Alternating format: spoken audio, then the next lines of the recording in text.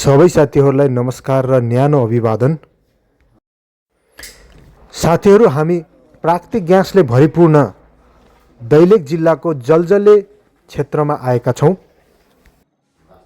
जलजले नेपालको दैलेख जिल्लाको भैरवी गाउँपालिकामा अवस्थित छ, जो दैलेख बजारदेखि 11.7 किलोमिटर टाढा रहेको छ।